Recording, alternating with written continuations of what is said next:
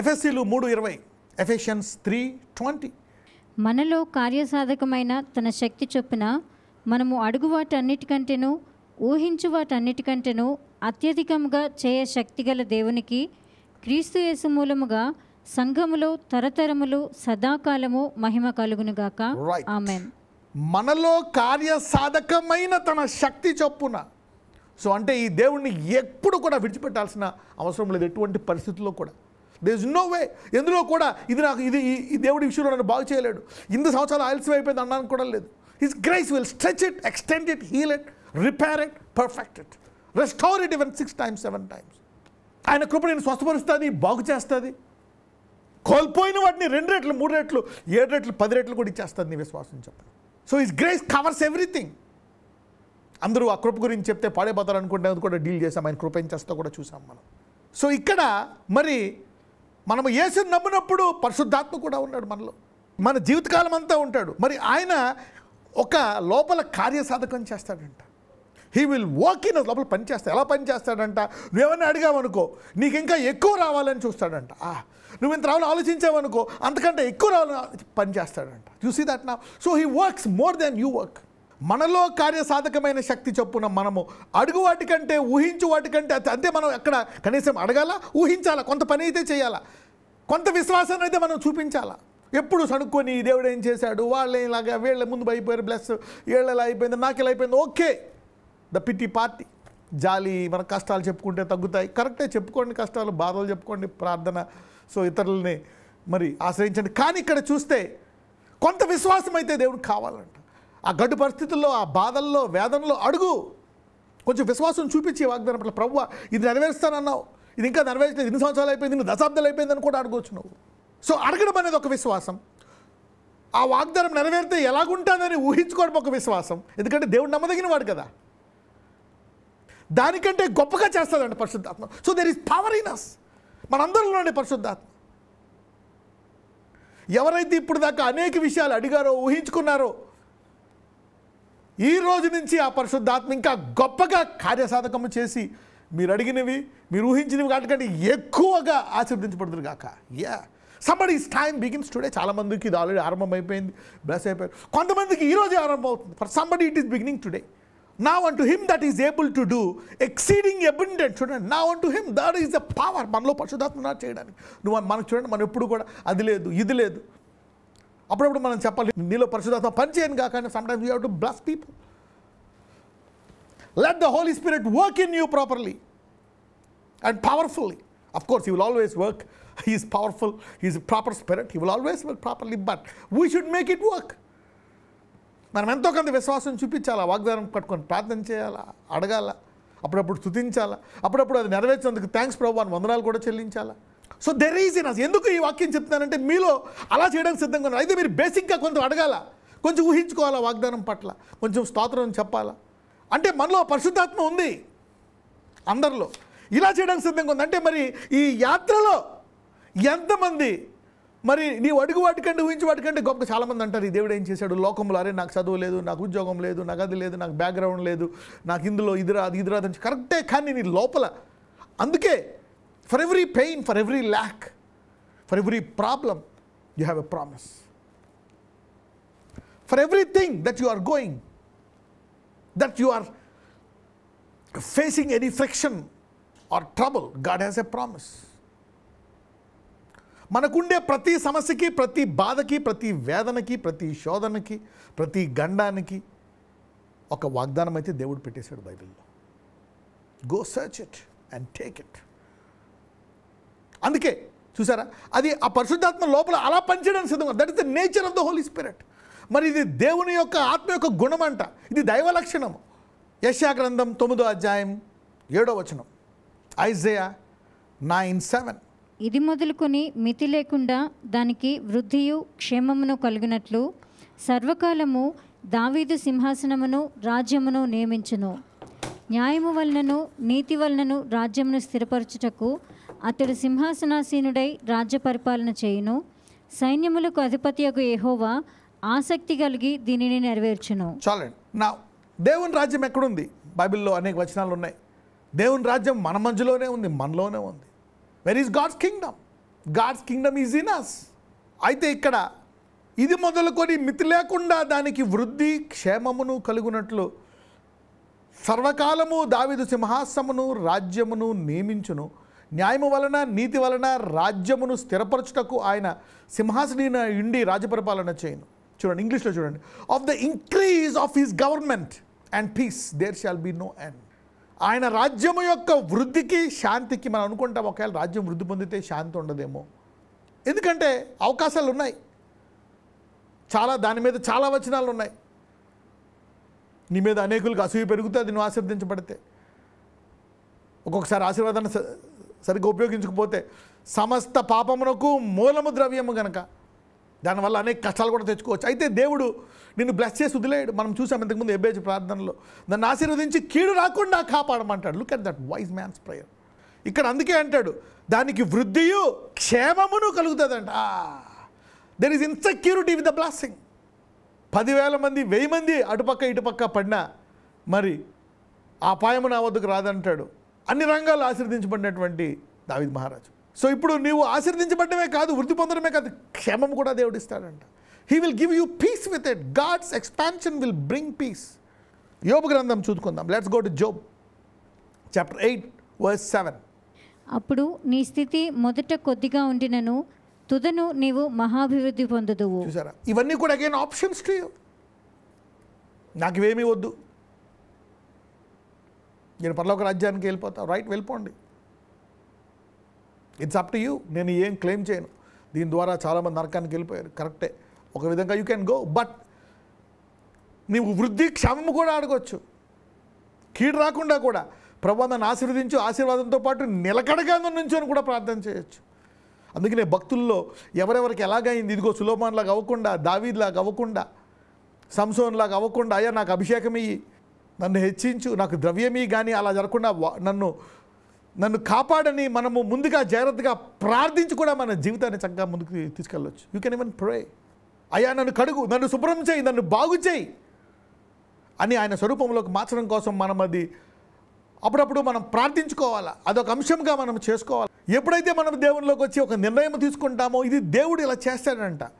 నీ స్థితి మొదట కొద్దిగా ఉన్నను తుదకు నీవు మహాభివృద్ధి పొందుతావంట.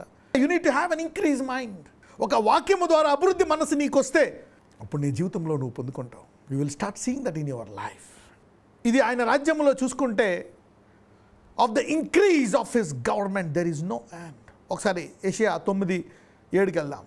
ఇది మొదలుకొని మితి లేకుండా దానికి వృద్ధియు క్షేమమును కలుగును. అంటే ఇక హద్దులు ఉండవు. అంటే ఈ జీవిత యాత్ర అంతా కూడా వృద్ధాప్యంలో కూడా నీవు ఫలిస్తూనే ఉంటావంట. వృద్ధాప్యంలో కూడా అభివృద్ధి పరుస్తూ ఉంటావు, ఇంకా క్షేమం కలుగుతూ ఉంటుందంట. చూసారా, ఇది ఆయన రాజ్యం యొక్క స్పెషాలిటీ. అయితే అభివృద్ధి పొందుచుండగా ఆయన రాజ్యం మీదే మనం కేంద్రీకరించాలా. మన ప్రార్థన తగ్గకూడదు, వాక్యంలో తగ్గకూడదు, మనము దేవుని చిత్తానుసారంగా కూడా ఉంటూ కాపాడుకుంటూ ఉండి ఆ ప్రార్థన బ్యాలెన్స్ చేసుకుంటూ ఉంటే this will come to pass. చాలామంది అంటారు ఓకే డబ్బు ఈరోజు ఉంటుంది రేపు వెళ్ళిపోతుంది, ఈరోజు మనిషి బాగుంటాడు రేపు పొద్దున్న ఉండడు, ఈరోజు పట్టణం ఉంటుంది రేపు ఉండదు, ఈరోజు ఉద్యోగం ఉంటుంది రేపు ఉండదు, ఈరోజు ఉండొచ్చు రేపు లేకపోవచ్చు, కాలం మారిపోతూ ఉంటుంది. ఈరోజు మనుషులు ఉండొచ్చు రేపు ఉండకపోవచ్చు. జనాలు ఎందుకంటే అలా ఉంది లోకం. అయితే ఇక్కడ ఏమంటున్నాడు, ఇక్కడ యేసయ్య యొక్క మరి పుట్టుక గురించి మాట్లాడుతున్నటువంటి వచనం సాధారణంగా ఇది క్రిస్మస్ అప్పుడు చెప్తూ ఉంటారు. మరి ఆయన భుజం మీద రాజ్యభారం ఉంటుందంట.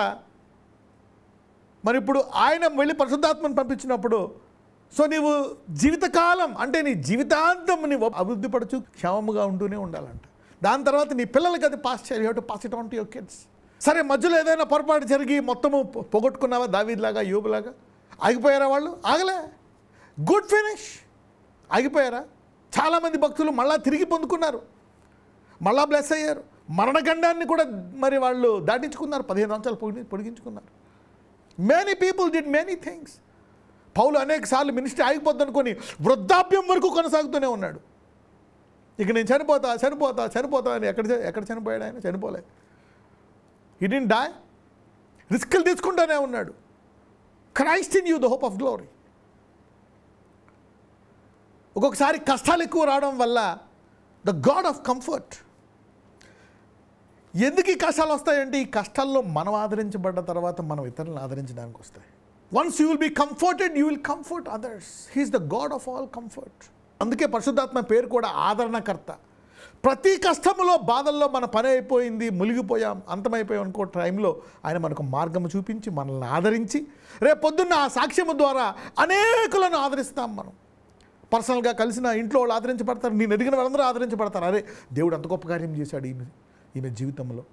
నిరీక్షణ లేనప్పుడు ఎలా నిరీక్షణ ఇచ్చి దేవుడు ఆమెను ఆ మరణగణం నుంచి బయటికి తీసుకొచ్చాడు. వివాహం జరగదు కానీ వివాహం జరిగించాడు, పిల్లలు ఇచ్చాడు, అద్భుత రీతిగా స్వస్థపరిచాడు, ఆ గండాన్ని తప్పించాడు. చూసారా, నీ జీవితమే నీ కష్టాల్లో కూడా వెళ్తుంటే నువ్వు యేసుని గట్టిగా పట్టుకుంటే ఆయన వాక్యాన్ని, నీవు ఆదరింపబడి అనేకులకు ఆదరణగా మిగిలిపోతావు. నీలో ఉండే ఆదరణకర్త ఇలా పనిచేస్తాడు. ఇప్పుడు దాకా మీరు పడ్డ కష్టాలన్నీ విషయమై మీరు ఆదరింపబడి అనేకులను గొప్పగా ఆదరించుదురుగాక. Professor this on your life. ఇప్పుడు ఇంకా ఉన్నాయా కష్టాలు? Don't worry. అవన్నిటి విషయమై దేవుడు తన ఆత్మ ద్వారా మిమ్మల్ని ఆదరిస్తాడు. ఏదో ఒక మార్గము. God of all comfort will comfort you. God is a comforter. Jesus is the comforter. Holy Spirit is the comforter. అందుకే యేసుప్రభువు ఒక మాట అంటాడు, నేను వెళ్ళి వేరొక ఆదరణకర్తను పంపిస్తానంటాడు. I will go and send another comforter. చూసారా, నా తండ్రి ఏమి చేస్తాడని అదే చేస్తా. He is the master comforter. ఆయనే గొప్ప ఆదరణకర్త. నేను ఆయన కుమారుణ్ణి, నేను ఆదరణకర్తనే. నేను వెళ్ళి పరిశుద్ధాత్మ పంపిస్తున్నాను, అనదర్ కంఫర్టర్. సో మీరు శరీర రీతిగా నన్ను చూస్తున్నారు, ఆ తర్వాత ఆత్మరూపంలో మరి ఈ ఆదరణకర్త మీలో ఉంటాడు. సో అందుకని ఏదైనా కష్టం వచ్చినప్పుడు ఏ రీతిగా దేవుడు ఆదరిస్తాడు నన్ను, how will he bring it out అనే మైండ్ ఉండాలి మనకి. ఈ కష్టం నుంచి, ఈ ఊబి నుంచి, ఈ బాధ నుంచి ఏ రీతిగా తీస్తాడు పరిశుద్ధాత్మ. ఇప్పుడు నెక్స్ట్ ప్లాన్ చెప్పు, నెక్స్ట్ స్కెచ్ చెప్పు. ఓకే, దీనికి మందు లేదంటున్నారు. ఓకే, ఇదేమో బాధ, ఇది జీవితకాలం భరించాలా, నాకు ఇలా పోయింది, ఇక్కడ మోసపోయా, ఉన్నదంతా పోయింది, ఇప్పుడు ఏం చేయాలా, ఏ రీతిగా నన్ను ఆదరిస్తావు. God has a plan. You need to know God as a comforter, not just as a restorer, but also comforter, healer, provider. ఈ రోజు enlarging mind. ఎందుకంటే లోపల పరిశుద్ధాత్మ అలా పనిచేయడానికి సిద్ధంగా ఉన్నాడు. According to the power that worketh in us, does more than what you ask and think. Why? చూడండి, మైక్ ఎందుకు వాడతాం? యాంప్లిఫైయర్. ఇక్కడ మాట్లాడితే చూడండి కొన్ని వందల మందికి వినపడుతుంది. ఇంకా కొన్ని పరికరాలు పెట్టి ఇప్పుడు గృహాల్లో కూడా వినిపిస్తున్నాం వీడియోతో సహా. You are seeing me. Amplifier. God does that. 71వ కీర్తన 21వ వచనం, 71st Psalm and verse 21. నా గొప్పతనమును వృద్ధి చేసేదవు, నా తట్టుమరలి నాకు నెమ్మది కలుగజేసేదవు. ఇంకా బ్లెస్ అయిపోతే రిస్క్ ఏమో. నా గొప్పతనమును వృద్ధి చేయము, నా తట్టు మరలి నాకు నెమ్మది కలుగజేయము. చూసారా దేవుడు. అందుకనే మనం దేవ ఆశీర్వదించనే మాట కూడా అనకూడదు. ప్రభువు ఆశీర్వదించి ఆశీర్వాదాన్ని నిలుపుకునే సామర్థ్యం కూడా నాకు దయచేయి, ఈ ఆశీర్వాదాన్ని కొనసాగించే కృప కూడా దయచేయి. నా గొప్పతనమును వృద్ధి చేయము, నా తట్టు మరలి నాకు నెమ్మది. Sometimes you need to pray this prayer. So let this be rooted in your spirit, soul and body. ఈరోజు అన్ఎంప్లాయీగా ఉండొచ్చు, డిగ్రీ అయిపోయింది, అరే నాకు జాబ్ లేదు. Still you have this. ఎందుకంటే ఇది ముందు మనసులో మొదలవుతుంది. ఎక్కడో ఒక చోట ప్రార్థన చేసి విశ్వాసాన్ని అలా కాపాడుకుంటున్నాం అనుకోండి, this will come and overtake everything in your life. రెండో అంశానికి వెళ్దాం. ఎక్కడైతే మనం భయపడుతున్నామో, ఏ బలహీనత అయితే ఇక పోదనుకుంటున్నామో, ఆ బలహీనమైన ప్రాంతంలోనే మన బలహీనతను దేవుడు బలంగా మారుస్తాడు. అందరికీ తెలిసినటువంటిది నెహెమ్యా. అతను పానదాయకుడు, చాలా చిన్న పోస్ట్, లీస్ట్ ఇంపార్టెంట్ పోస్ట్. అయితే మరి అతను ప్రార్థించాడు, ప్రభువా యెరూషలేము గోడలు పాడైపోయాయి, పరిస్థితి బాగా దారుణంగా అయిపోయింది, ఆ మహాదేవుని మందిరము బహుదుస్థితిలో ఉంది, నేనేం చేయగలను, నేను ఈ చిన్న పనిలో ఉన్నానే అనుకోలేదు. ప్రార్థించి తన అవకాశాన్ని ఉపయోగించుకొని, తన యొక్క ఆ చిన్న పోస్ట్ని ఉపయోగించుకొని, తనకుండే ఆ చిన్న తలాంతుని, ఏంటి నీళ్లు పోయాలంతే, దానికి బ్రెయిన్ అవసరం లేదు, చదువుకోవాల్సిన అవసరం లేదు, డబ్బు కాదు, ఏం కాదు, ఆ చిన్న పనికి ఓకే ప్రార్థన చేకూర్చి దేవుని చేకూర్చి ఈ డిడ్ ఎ గుడ్ జాబ్. మరి తిరిగి యెరూషలేముని మరి కట్టించిన గొప్ప వీరుడిగా మరి మిగిలిపోయాడు. అనేక మంది మరి యూదులను, లేవీయులను, నాయకులను ఉత్తేజపరిచి అపోజిషన్ పార్టీలను జయించి విజయవంతంగా కట్టి మళ్ళా వాక్యాన్ని మళ్ళీ తీసుకొచ్చి వాక్యానుసారంగా జీవించాలని అనేక మంది ఉత్తేజపరిచి పునరుద్ధానపరిచి he did very very powerful things. He used his weakest time and his weak job. అతని టాలెంట్ ఏంటి? నీళ్ళు పోయడమే అది జాబ్. యా, అతనికి మరి ఏం కావాల్సింది అది. he need to pour it. చూద్దాం నెహెమ్యా గ్రంథం 1వ అధ్యాయం 11వ వచనం. Nehemiah chapter 1 verse 11. యెహోవా చెవియొగ్గి నీ దాసుడనైన నా మొర్రను నీ నామమును భయభక్తులతో ఘనపరచుటయందు ఆనందించు నీ దాసుల మొర్రను ఆలకించి ఈ దినమందు నీ దాసుని ఆలోచన సఫలపరచి ఈ మనుషుడు నా యందు దయచూపినట్లు అనుగ్రహించుమని నిన్ను బతిమాలుకొనుచున్నాను అని ప్రార్థించి తిని నేను రాజునకు గిన్నె అందించువాడనై ఉంటిని. చూసారా, గిన్నె అందించాలండి అంతే. Just okay, you want to drink it. The king's cup bearer. అయినా he prayed it, his weak place. He did a powerful job from that weak place. ఈరోజు నువ్వు అనుకోవచ్చు, ఇళ్లలో పని చేసుకుంటున్నాను నేను విధవరాలని, నా ఉద్యోగం చిన్నది, నా జీతం తక్కువ, నా పనిది, నా పరిస్థితి అది, నా పనిది. No, don't worry, God can do big things through you. ఇది ఇంత గొప్ప దేవుడు నాలో ఉన్నాడు. నేను ఎంత చిన్నగా నీ స్థితి మొదట కొద్దిగా ఉన్నాను. Yeah, God can change your week situation. Your jobless, నీ నిరుద్యోగ పరిస్థితిని, నీ చదువులేని పరిస్థితిని, అప్పుల్లో కూరుకుపోయిన నీ దుస్థితిని దేవుడు వాడుకొని నిన్ను ఆశీర్వదించి నీ ద్వారా అనేకులను ఆశీర్వదించగలరు. రాజు ఇతన్ని మళ్ళా ఆ యెరూషలేము గోడలు కట్టడానికి ఇచ్చాడు ద్రవ్యాన్ని. తర్వాత ఇతని దగ్గర మరి అనేకమైనటువంటి ట్రెజరీస్ ఉన్నాయి. ఆ ట్రెజరీస్ నిండా డబ్బులు నింపించాడు. హీ బికేమ్ బ్లాస్ట్, ఒక నాయకుడిగా నిలబడ్డాడు. It all began. So never think that you are in a weak position. ఎప్పుడు నా పని చిన్నది, నేను చిన్నవాడు, నేనేం చదువుకోలేదు, నేనేం చేయగలను, నాకేమొస్తుంది అనుకోదు. No no no, God's going to break that. God's going to break that. No let me deal about the fears. మనం చూసాం, అబ్రహాం భయపడిపోయాడు. ఈ రాజు నన్ను చంపేస్తాడేమో అని భయపడిపోయాడు. దేవుడు చెప్పినా కానీ భయాలు ఉంటాయి, అవంత త్వరగా పోవు. He got scared. ఆదికాండం 12వ అధ్యాయం 13వ వచనం. జెనసిస్ 12:13. నీ వలన నాకు మేలు కలుగునట్లును నిన్ను బట్టి నేను బ్రతుకున్నట్లును నీవు నా సహోదరువని దయచేసి చెప్పుము అనెను. నేను చనిపోతానేమో, హీ విల్ కిల్ మీ, నన్ను కాపాడు. He is week. అది చాలా బలహీనమైన ప్రాంతం అతనికి. అది బలమైన దేశం కానీ ఇతనికి అది బలహీనమైన ప్రాంతం. ఎందుకంటే అతను లోపల బలహీనుడైపోయాడు ఇందులో. అయితే దేవుడు ఏం చేశాడు చూద్దాం. 12 అదే అధ్యాయంలో 15వ వచనం. 12:15. ఫరో యొక్క అధిపతులు ఆమెను చూచి ఫరో ఎదుట ఆమెను పొగడిరి కనుక ఆ స్త్రీ ఫరో ఇంటికి తేబడెను. అతడు ఆమెను బట్టి అబ్రామునకు మేలు చేసెను. అందువలన అతనికి గొర్రెలు, గొడ్లు, మగగాడిదలు, దాసులు, పనికత్తెలు, ఆడుగాడిదలు, ఒంటెలు ఇయ్యబడెను. అయితే యెహోవా అబ్రాము భార్య అయిన సారైని బట్టి ఫరోను అతని ఇంటి వారిని మహావేదనల చేత బాధించెను. అయితే నీవు బలహీనుడివే. ఆ ప్రాంతం చాలా చాలా బలహీనమైన ప్లేస్ అది. అంటే బలమైన place, but you are weak. ధర్మశాస్త్రం లాగా అది పరిశుద్ధమైంది, చక్కగది, కానీ అది పాటించలేని దుస్థితి. లోపల పాపం ఉంది, బలహీనత ఉంది. అయితే యెహోవా అబ్రహాము భార్య అయిన సారాయిని బట్టి ఫరోను అతని ఇంటి వారిని మహావేదనల చేత బాధించాడంట. వా, ఇంగ్లీష్లో చూస్తే గ్రేట్ ప్లేగ్స్, మహావేదనలు అంట. తట్టుకోలేకపోయాడంట. Scared, terrorized. What is your weakness? అనేక మంది ఏ విషయంలో భయపడుతున్నారో, ఏ విషయంలో వాళ్ళు గజగజ వణికిపోతున్నారో, నాకు చదువు లేదనా, డబ్బు లేదనా, అనారోగ్యం ఉందనా, నా కుటుంబం విడిపోతుందనా, నా భర్త చనిపోయాడనా, లేక అది జరిగిందనా, ఇది జరిగిందనా, భార్య చనిపోయిందనా, వాళ్ళ బ్యాక్గ్రౌండ్ లేదనా, నా ఆస్తి కొట్టేశారనా, నన్ను చంపేస్తారనా. I don't know what is your weakness. God's going to scare the one who scared you. నిన్ను భయపెట్టే వారిని దేవుడు ఇంకా గొప్పగా బాధపెడతారు. దేని విషయమే చూసి నువ్వు భయపడుతున్నావో, బాధపడుతున్నావో, దాన్ని దేవుడు ఇంకా గొప్పగా భయపెట్టి బాధపెట్టి నీ భయాన్ని, బాధని తీసేస్తాడు. And the Lord plagued Pharaoh and his house with great plagues. అయితే యెహోవా అబ్రహాము భార్య అయిన సారాయిని బట్టి అతని వారి మహావేదన, ఆ బలహీనత పోయి బలంగా మారుతుంది. Your weakness in the weakest place, you will be strong in that weak place you will begin strength, getting strength. నీ బలహీనమైన చోటే దేవుడు నీకు బలాన్ని ప్రసాదిస్తాడు.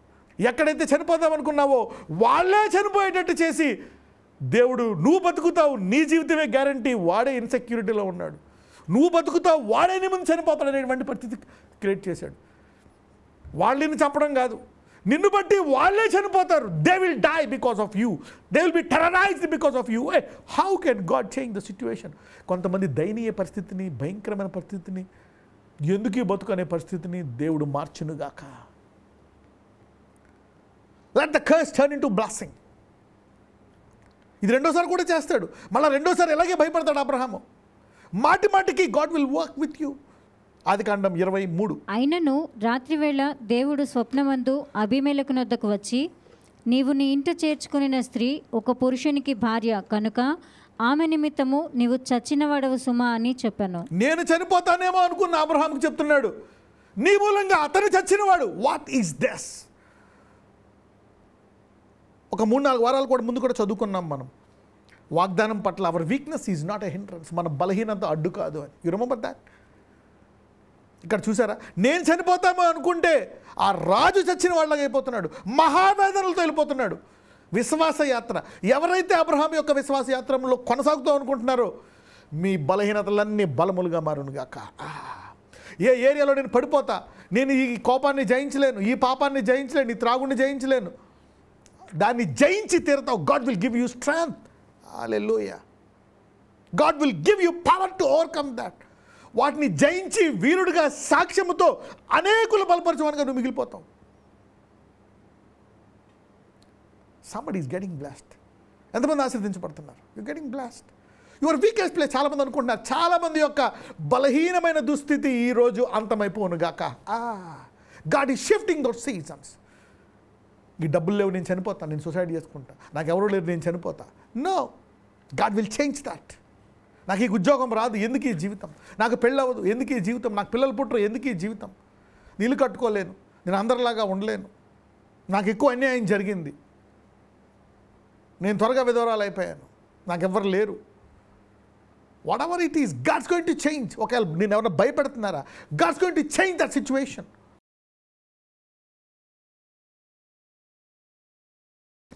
నజరేయుడైన యేసయ్య ఈరోజు నీ ప్రజలకు ఒక అభివృద్ధి చేస్తాడు దేవుడు అనేటువంటి మనసు దయచేయండి. Give them an increase mind based on the word. ఎలాగ ఇజ్రాయెల్కి నువ్వు వాగ్దానం ఇచ్చావు, అది నెరవేర్చావు. వారిని సిద్ధపడండి, నేను చేస్తానన్నా చాలామంది సిద్ధపడలేదు, కానీ సిద్ధపడిన వారిని ఆశీర్వదించావు. అదే కాదు, ఇక ఈ బలహీనత ఇంతే అనుకున్న వారిని ఆ బలహీనతను తీసివేసి భయాన్నే భయపెట్టావు. అనేకులను మీరు ముట్టి స్వస్థపరచండి, భయాలను తీసివేయండి. వ్యాధి విషయమై, అప్పుల విషయమై, కష్టాల విషయమై, శోధనల విషయమై, బలహీనతల విషయమై దేని విషయం భయపెడుతున్నారో ఆ భయాన్ని తీసేసి ధైర్యము గల హృదయాల వరకు దయచేయండి. అవి నేనేమో చేయలేవనే రీతిగా నీ వారితో మాట్లాడండి, రుజువులు చూపించండి. మరి విశ్వాసంలో బలహీనముగా ఉండకుండా నా దేవుడు నేను ఎటువంటి పరిస్థితిలో ఉన్నా నెరవేరుస్తాడు, నా స్థితిని నేను చూసుకోను, ఆయన నెరవేరుస్తాడు, ఆయనకి సాధ్యమని రూఢిగా నమ్మే విశ్వాసంతో స్తుతించి వాగ్దానం నెరవేరు వరకు సాక్షులుగా జీవించే కృప దయచేయమని నజరేయుడైన యేసునామమున ప్రార్థిస్తున్నాము తండ్రి. ఆమేన్. God bless you.